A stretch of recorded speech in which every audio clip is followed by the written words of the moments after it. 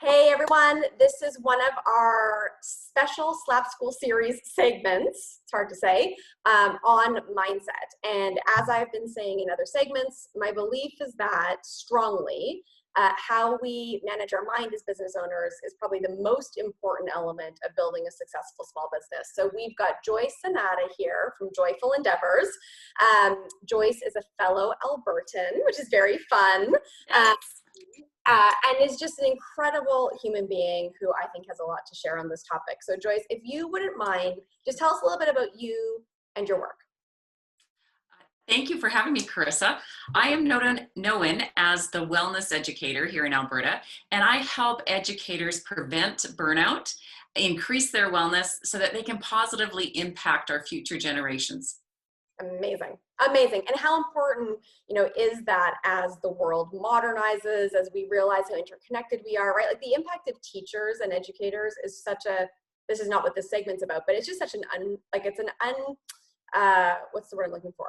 An unsung hero being an educator, right? It's such a hard job. So good that you're helping them with that.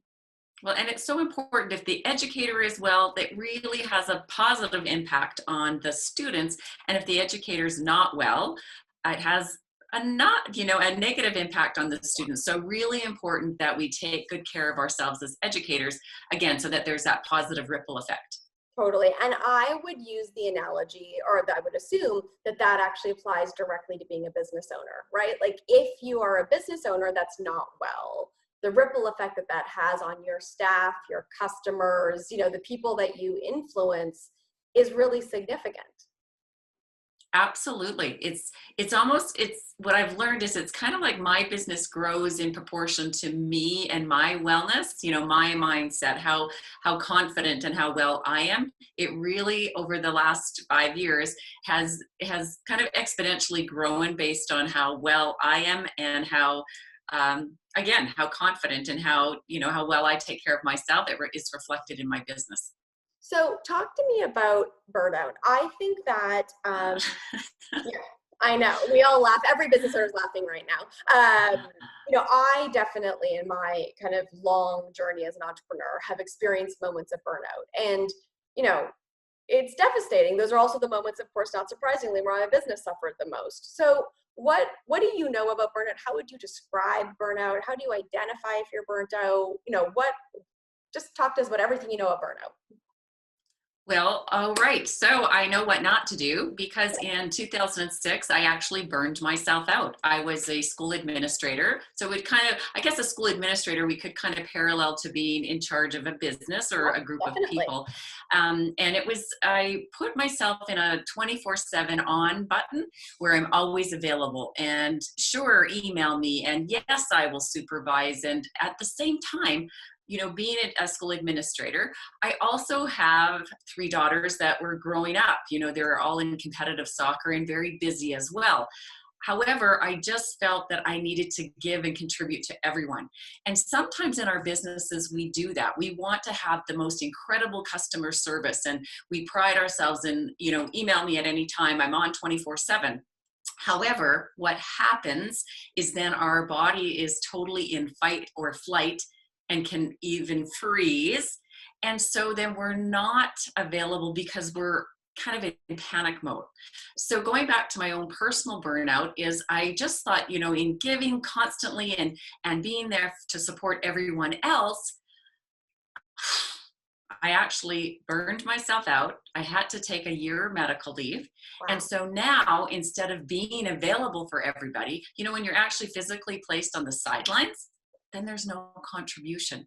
So thinking that, I can constantly give, I can be there without rest is a myth and it will bring you down. And so I know, especially as sole entrepreneurs, if we're working on our own, then we feel it's up to us. However, in I think it was 2011 when I did some marathon training with the University of Calgary Marathon Group. It was specific that Mondays and Fridays, I think those were our rest days, those were rest days. There was 2 identified total, like do not run rest days. And so I started to apply that to life. You have to take certain times, whether it's a full day or a half a day, to simply rest, because going constantly, again, as I said, it really puts you into that fight or flight. The cortisol's pumping, and the result, it's a plummet, it's a burnout. And we don't want that to happen. We want to be able to give to our clients and our, customers. And what I tell people is, if you don't take time for your wellness, you'll be forced to take time for your illness. And that's exactly what I did. I was an administrator for 5 years. In that time frame, I think I took 2 days off because I had strep throat, and so had to be away from school. And then no days off because I pushed through it. And then a year's leave of absence, kind of to make up for that time of the crash. So there's kind of my perspective on burnout. Is it happens, it kind of sneaks up on us, and it could totally crash us, and it could crash us for a long time, which is then going to totally impact your business, because if you're not active in your business, you're unable to generate income, and you're unable to build your business. So be cautious. Notice, pace yourself. Yes, give fully to your customer when you're with them, and take time to fully rest when you have that opportunity, or not when you have the opportunity. It's to schedule that rest time in. It's so interesting. So I have this theory about emotions, and it's connected, right? Like your emotions are going to come out, right? Either they're going to come out because you process them in a healthy way, or they're going to come out, right? If you're not prepared to process all of your emotions in a healthy way, they're going to come out in negative ways. And actually what you're saying is the same, right? Like if you're a business owner and you just want to be as practical as possible, you can either take rest, right? And you can protect yourself from burnout in a kind of organized, sustained way that you have control over, or it's going to come at some point, right? Your body will make you rest, but if you're not the one that controls how that happens, you're not going to like what it looks like, right? It's going to look like having to take a year off, or it's going to look like having, a sustained period where you're ill. And like, again, as someone who's a recovering burnouter and, work nonstopper, it's interesting how long it took me to understand that, right? Like it's actually dumb to let yourself get that burnt out, right? Like it's actually really, just from a purely practical point of view, it's not smart. Like it's a bad business decision. It absolutely is. And I'm chuckling because it's dumb, because when I'm going back to the time, kind of before my burnout, there were signs, and I kind of like, oh, there's, like you said, you kind of recognize that. However, ignoring it, you think, oh, I can push through it, and I can do this, and I got this. And it was dumb, let's say. And I also believe we learn from that. And so back then it was devastating. And now I'm thinking, wow, if I didn't burn myself out, if I didn't go through that really tough, dark time, I wouldn't have come out and be so adamant about supporting other educators, business owners, to go, hey, you need to stop. You need to rest. So earlier off camera, we were talking about, let's not waste challenging times. When something devastating or, unexpected happens, it's like, experience it, like feel the pain, feel the hurt, and know that in the future that can actually help to fuel you. I think that's so great. And I think it's very entrepreneurial of you, right? Like there's an opportunity in everything, even, being so burnt out that you can't work for a year, right? How do you feel the signs of burnout? I think one of the things that's so amazing about business owners is our tenacity and our determination. And when things are hard, we get tougher and we keep going. But I think that the shadow of that, again, certainly I can speak for myself, is you either literally don't see the signs, right? Or you just get rid of them and ignore them because they're in your way, and you've got to keep going. So what are signs of burnout that we can be aware of so that we don't just keep going harder? I think first of all is know thyself, is know your baseline and understand, what's normal for you. And so it could be, in some people, it's really deep darkness, it's sadness, or lethargic, being lethargic. Three of the flags that I missed is living at a frenetic pace. You just get going so fast and so furious that okay, like you said, you push through it. And I'm making my hands, purposely be blurry, because that's how often I operated, and I see some of my colleagues operating. The second sign is memory loss. Is like, oh, it's just not that ability to think clearly, and forgetting things. And then the third sign that I miss is that constant feeling of hopelessness. I mean, there's always times in our business where we feel hopeless. We're like, oh, will this ever come together? But that constant, it's like every day is an effort, and every day is hopeless, and you don't see the end in the tunnel. So those are three of the flags, but they can vary. I think the main thing is that knowing your baseline and the drasticness of mood changes over time. And when that's happening, is to really explore it, is to reach out, for medical assistance, talk to others, and make sure that you surround yourself with support. Do you think, this is actually really interesting, do you think that, well, I'm asking a leading question. Let me think about it, ask this differently. Okay, lead me, Carissa, lead me. I'll do my best not to fall into that. Okay. Okay, let me go a different way. I'll say what you just said made me think. One of the things that I notice with business owners is that they assume that because they feel a certain way, it must be true, right? Like, that person just said no to my proposal. I feel terrible. Therefore, my business is terrible, right? But practically, objectively, no, your business is still fine, and you have 7 other proposals out, and by law of nature, a bunch of people are going to say no to you, and so it's not a big deal. But I feel like part of being able to build tenacity is sort of learning to almost turn your emotions off. And this was work I had to do. I had gotten so good at turning all my emotions off, so because it was too overwhelming, that I actually turned so much of them off that I didn't notice the important signals. So what's your personal experience or your advice for how you regulate your emotions, but still feel them so that you can notice signs of burnout, but you can process them, but what's your thought on how you do that in a healthy way? One thing I've learned over the years is, in my pre-burnout, you're right, anything that felt uncomfortable, it was like a push. But what you notice, if you go and you push at somebody, what happens? It's like they're going to push back. So over the years, something that really helps is when there is a negative emotion and positive emotions, is allow them. And it's almost like saying to yourself, okay, anger or fear or doubt is like, okay, you're welcome here. And almost like energetically allowing it to penetrate and feeling it. And then there's just a natural release. And that took a long time. And even sometimes today, if I'm afraid or I have to, make a proposal, it's like, oh, I hope it works. But doing it and allowing it to turn out. I hope that makes sense. Is really and I think that's something that as individuals, you're right. Like, we want to get the business, we want to write good proposals, we want it to work out.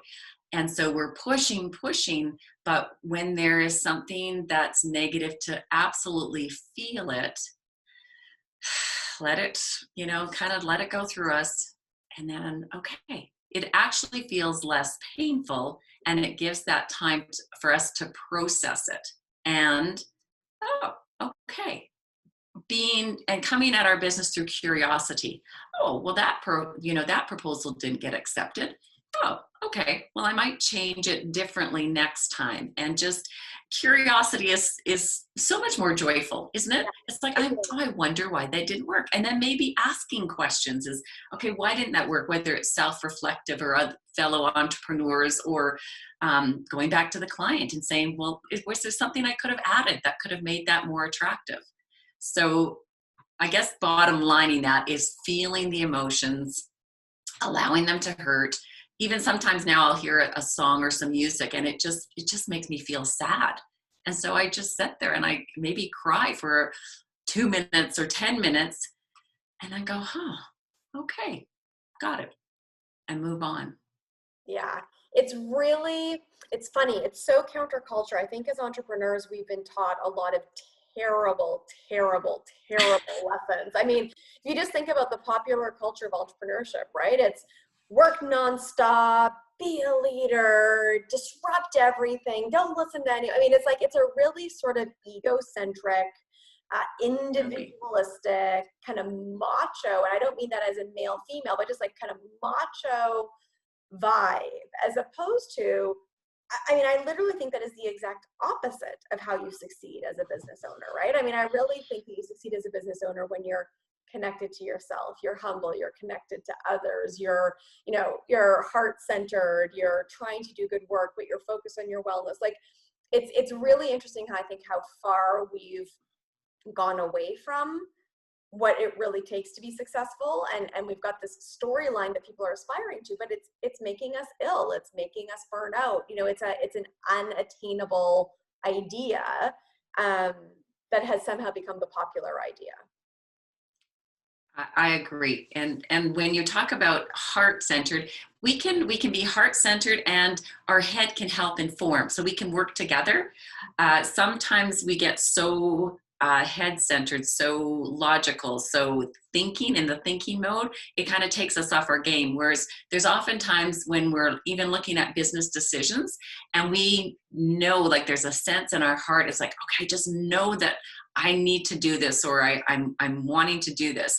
And then logically, we talk ourselves out of it, or there's something that we know, okay, that doesn't feel right. That's not the right client for me. But we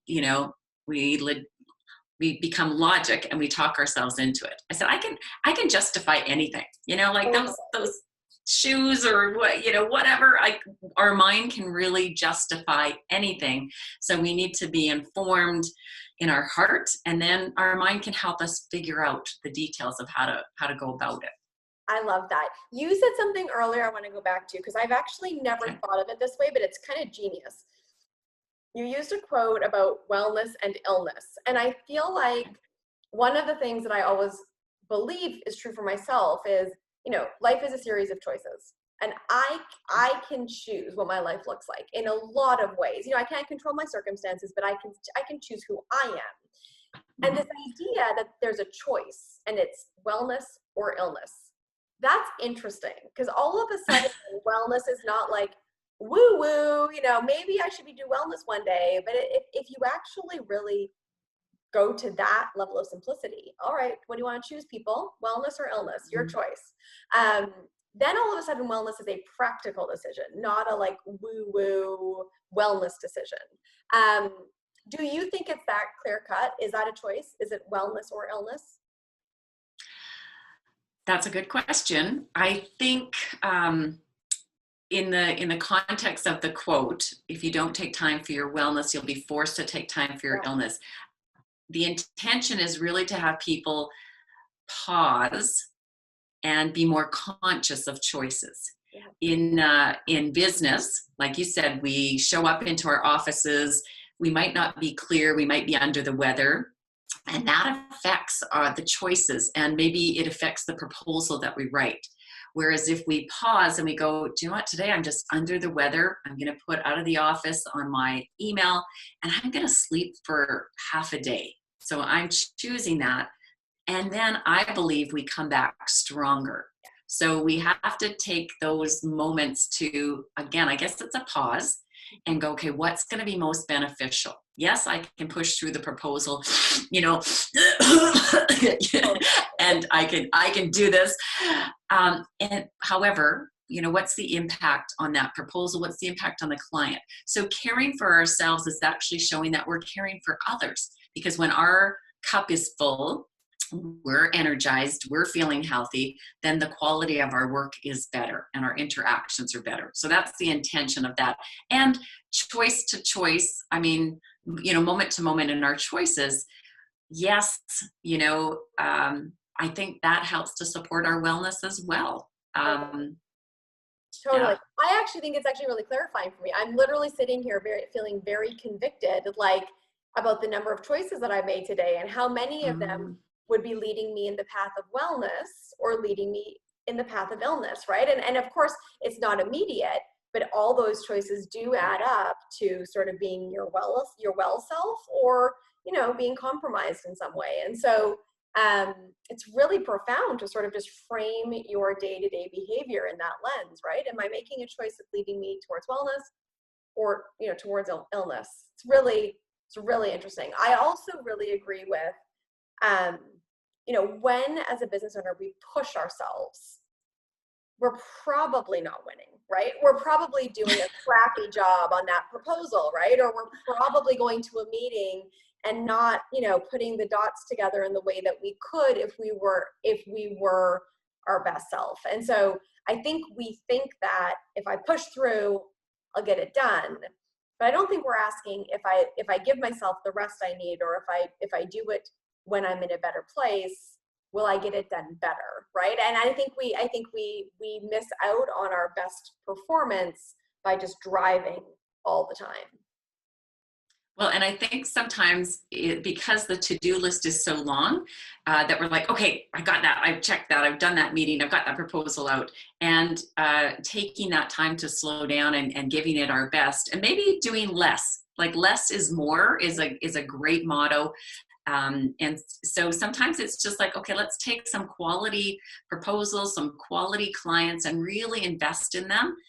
And rather than, okay, I can do all of this, or I'm going to slap some mud up on the walls and hopefully it'll turn out. Totally. So being conscious of that. And I love the simplicity of what you just said, is like our every single choice helps to lead us to where we're going. And I love sweets, I love desserts. And so it's even as simple as, oh, okay, should I have that piece of cake, or one piece of cake, or two pieces of cake? And so part of it is being aware of our choices. And ultimately, every choice has a consequence, and a consequence can be positive or negative. And so just breaking it down to being aware, and what are the choices we're making today. We don't necessarily have to think, 5 or 10 years down the road, but just go, oh, here's a choice. Okay, I can have a sliver, I cannot have any, or I can have half a cake, right? So or the whole cake. Just go all the way, Joyce. Okay. Have you been to my kitchen? So I love how you're just so simple. And sometimes circumstances bump us where we get emotional. It's like, oh, I just need to do this, or I want to do this. And so just being, I guess, aware and conscious of our choices and our decisions. Yeah, that's really helpful for me, actually. It feels very grounding. That's very, very helpful for me. Okay, one more question for you. Okay. So we've talked about burnout. What's the alternative, right? So how do you focus on wellness? What's your opinion on sort of the best things that, business owners, people, humans can do to choose wellness, to live in a version of the world where our mind and our body is well, and therefore we, are living our best life and doing our best work? Well, first of all, I want to tell people that you are creative, resourceful, and whole. That comes with my coaching hat on. That you are the expert on your life. And so really at some level, you know what's best for you. So I don't want to go, oh, here's a litany of what you need to do in order to be well. Because I'm a speaker, and so I gave a session on wellness, and one of the ladies said, I am not meditating. I hate meditating. So for me as the wellness educator to go, oh, I think everyone should meditate would be foolish. So when you ask what we can do, is life is an experiment. And I forget that, because I want things to go well, and I want them to be right, and to, I want people to thrive, and I want to thrive. However, it's important that you, as an entrepreneur, experiment. What works for you? And over the years, what I've discovered for me is some sort of schedule. And I like to get up in the morning, take my pup for a walk, come in, do my meditation, and then on with my day. So those are the two anchors. It's kind of like sets the stage, and it's like, okay, I'm feeling grounded and I'm feeling ready. After that, I think it just depends on what needs to be done that day. But definitely movement and meditation have served me. And so what I would say to others is explore what makes sense to you. And I encourage everybody to for sure move during the day, some form of exercise. Some people love dancing, some people love running, some people love cycling. So whatever it is for you, but figure that out.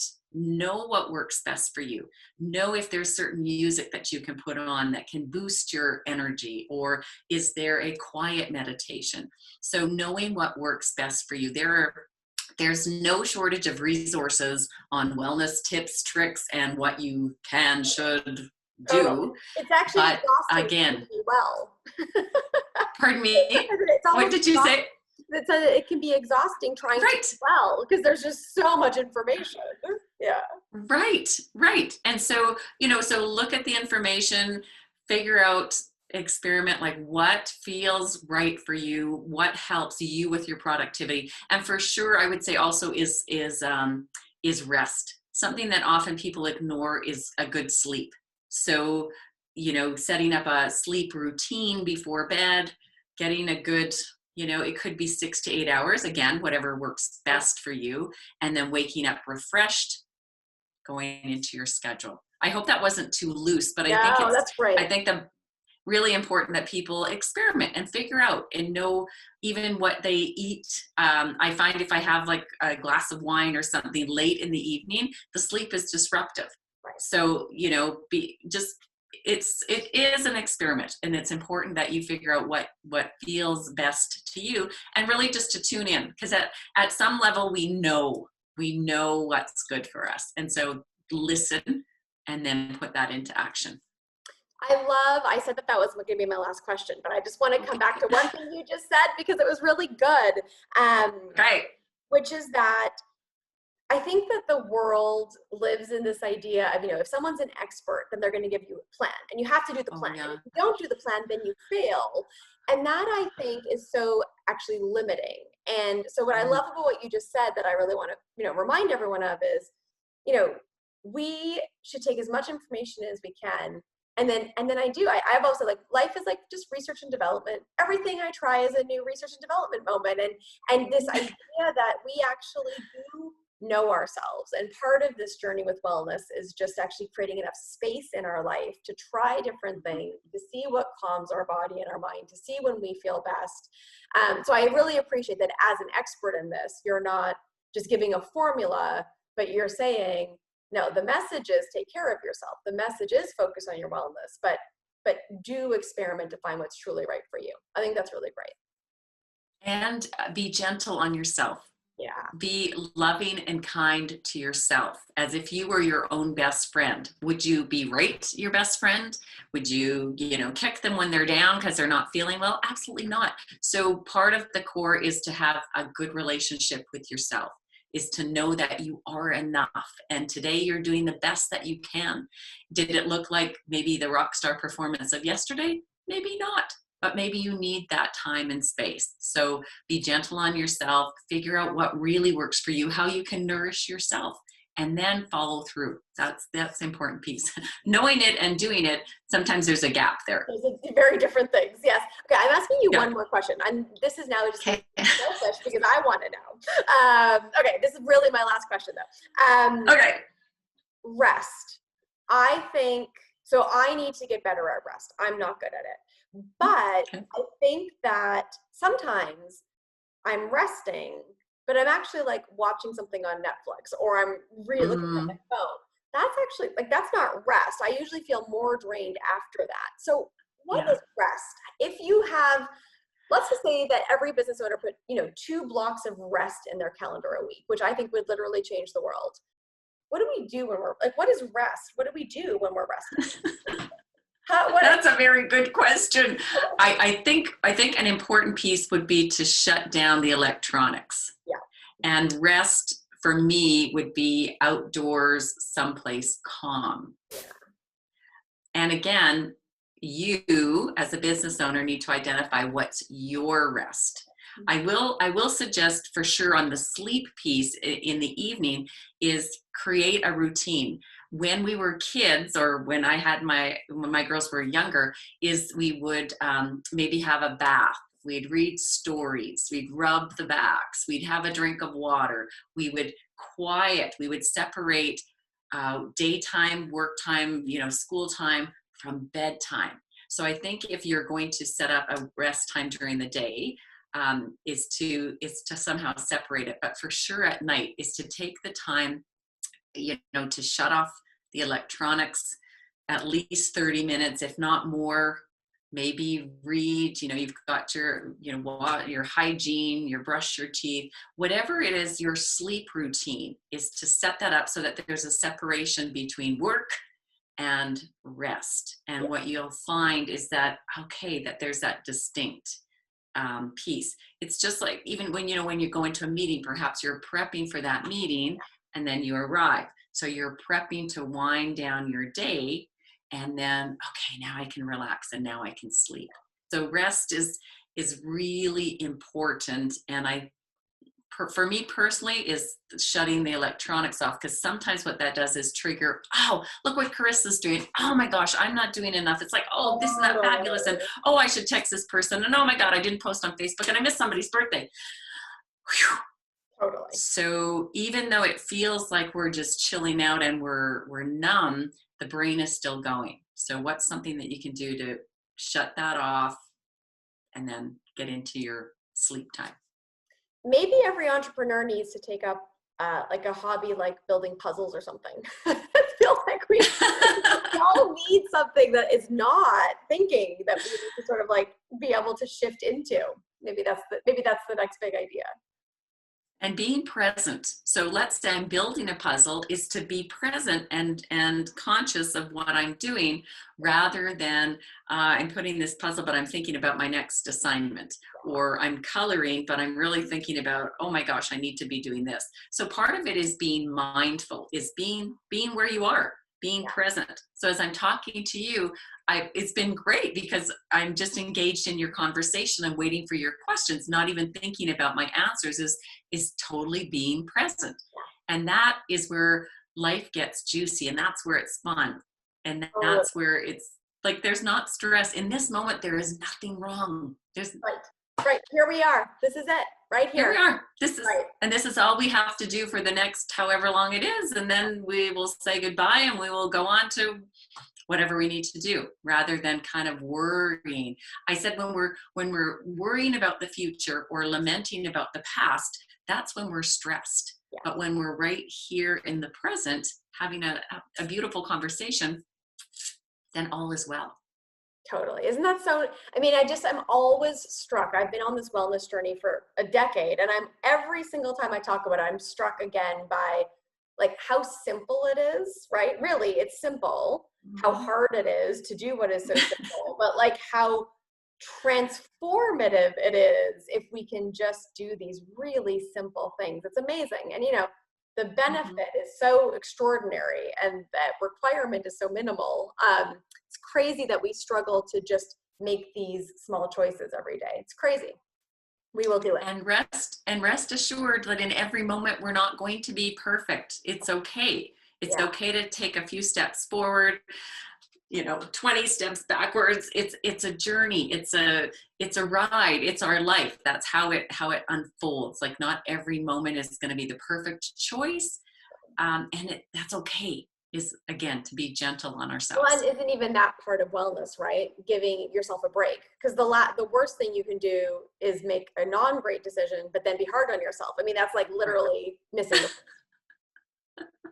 Okay, yes. This is so good. I feel like we could talk forever, but I think I've taken you longer than I said I would. Joyce, how do people find you? If they want to find you, connect with you, how do they find you? My email address is joyce@joyfulendeavors.com. And because I'm in Canada, Endeavors is spelled ENDEAVOURS, endeavors.com, Joyful Endeavors. And my website is joyfulendeavors.com. And my phone number is 403-863-4228. And I'd be happy to have a conversation, explore what your needs are, and we can take it from there. I love that you just gave your phone number. That's so Alberta of you. I love that. Well, was that not a good thing? No, I love it. I think it's great. Joyce, you're great. Thank you so much for your contribution and for the work that you're doing and for helping us think about wellness today.